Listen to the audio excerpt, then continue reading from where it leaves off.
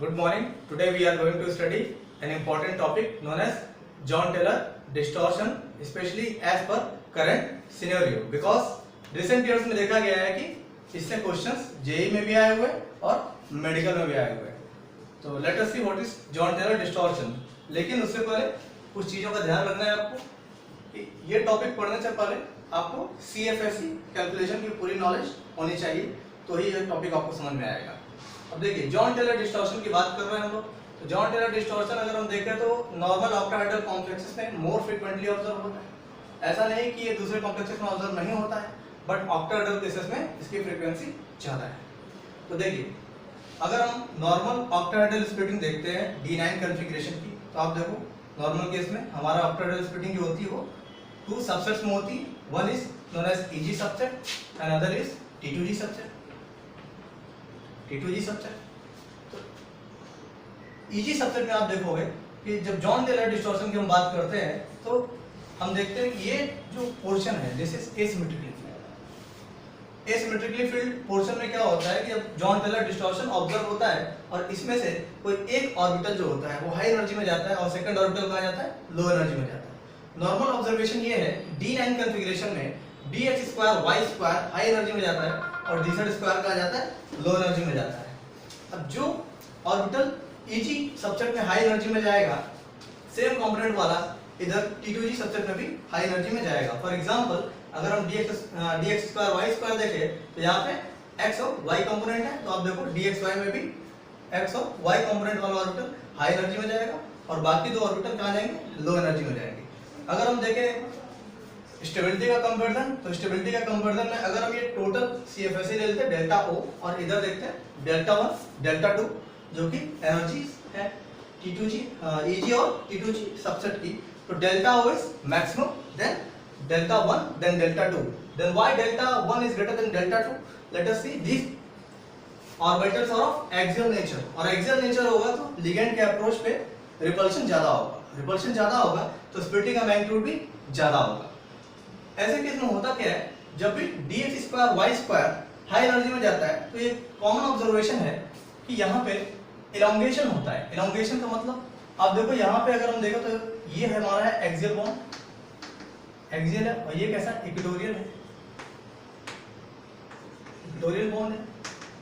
Equatorial bond की bond length जो होती है वो नॉर्मल रहती है और एक्सियल बॉन्ड की बॉन्ड लेंथ थोड़ी बढ़ जाती है। This is the case of elongation. Similarly अगर हम देखें D1 का केस, तो D1 के केस में रिवर्स ऑब्जर्वेशन है। कहाँ पे आप देखो अगर हम नॉर्मल सीएफएससी कैलकुलेशन देख रहे हैं तो D1 केस में तो स्प्लिटिंग इस तरीके से होती है, dx2y2 है dz2 और इधर पे दो subset that is dxy dyz and dzx। तो अब आप देख रहे हो कि यहाँ पे जो dx2y2 था वो हाई एनर्जी में था, लेकिन यहाँ पे आप देखो dz2 कहाँ चला गया, हाई एनर्जी में। आप देखो तो ये दोनों क्या एक दूसरे के रिवर्स है। इस केस में क्या होता है, आप देखो यहाँ पे क्या ऑब्जर्व हो रहा है, यहाँ पे जो इसके कंपेयर में देखो आप तो यहाँ पे एक्सियल बॉन्ड था वो लॉन्ग था, यहाँ पे एक्सियल बॉन्ड क्या है, शॉर्ट है। मतलब this is the case of compression, है ना। लेकिन हमसे कोई पूछ सकता है कि सर ये बताओ कि जॉन-टेलर डिस्टॉर्शन कब होगा और कब नहीं होगा, तो उसके लिए कीवर्ड पकड़िए। कीवर्ड क्या है, एसिमेट्रिक फीलिंग। एसिमेट्रिक फीलिंग होनी चाहिए। जैसे आप देखो इसमें देखो क्या है, एसिमेट्रिक है और ये क्या है, सिमेट्रिक है। तो कहीं भी एक पॉइंट पे हमें एसिमेट्री मिलनी चाहिए, तो पकड़ना क्या, हमें किस वर्ड को पकड़ना है, that is asymmetric feeling. Asymmetric feeling हम चेक कर सकते हैं डिफरेंट केसेस में। लेट अस सी।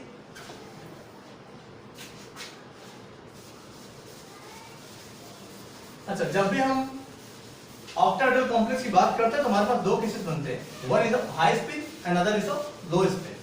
हाई स्पिन में पेयरिंग नहीं होती है और लो स्पिन में पेयरिंग हो जाती है। तो पहले हम लोग पढ़ेंगे लो स्पिन कॉम्प्लेक्सेस, मतलब जहां पे पेयरिंग होती है। तो पेयरिंग होती है तो जैसे आप देख लीजिए D1 का केस देखें, तो D1 के केस में आप देखो यहाँ पे हो जाएगा EG सबसेट और ये हो गया T2G सबसेट। तो सिंपली D1 में क्या हाई स्पिन क्या लो स्पिन, आप देखो सिंपली एक इलेक्ट्रॉन फेल होगा। और आप देखो अगर हम देखें तो ये डीजेनरेट केस है। डीजेनरेट केस मतलब ऑल थ्री ऑर्बिटल्स है सेम एनर्जी।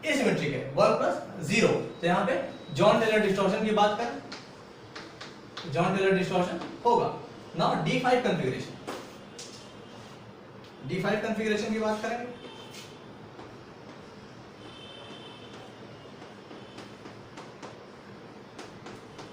अभी आप देखो, अपने को पेयरिंग नहीं करानी बिकॉज हम हाई स्पिन की बात कर रहे हैं। तो 1 1 1 सिमेट्रिक।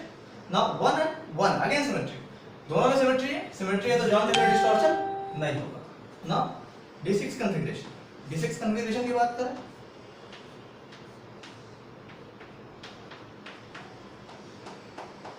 आप फिलिंग का तरीका देखते रहना, फिलिंग आपको ऐसे ही करनी है जैसे मैं कर रहा हूं, ठीक है ना। फिलिंग में कोई चेंज नहीं करना है, ठीक है।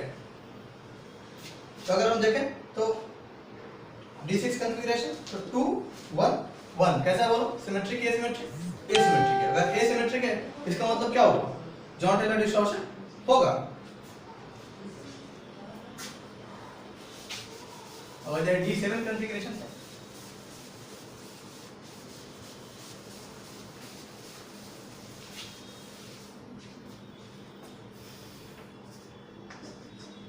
D7 कॉन्फ़िगरेशन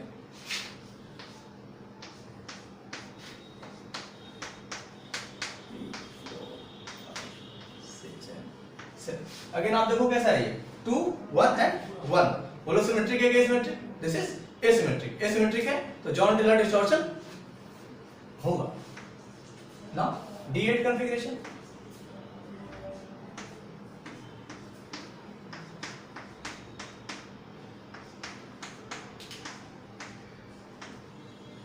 आप देखो ये सबसे देखो T2G कैसा करो, सिमेट्रिक है, सिमेट्रिक, ये कैसा है, सिमेट्रिक है, और ये भी सिमेट्रिक है, दोनों सिमेट्रिक हो गए तो क्या होगा, जॉन टेलर डिस्टॉर्शन नहीं होगा। D9 के केस में आप देखो कोई फर्क नहीं पड़ता, एक इलेक्ट्रॉन चाहे यहाँ भरो, है ना, चाहे पेयरिंग करके भरो चाहे बिना पेयरिंग के भरो, दोनों के केस में क्या होगा, एसिमेट्रिक होगा। एसिमेट्रिक होगा तो जॉन टेलर डिस्टॉर्शन ऑब्जर्व होगा, ठीक है ना। D10 के केस में सिमेट्रिक फिलिंग है, नहीं होगा। That's it.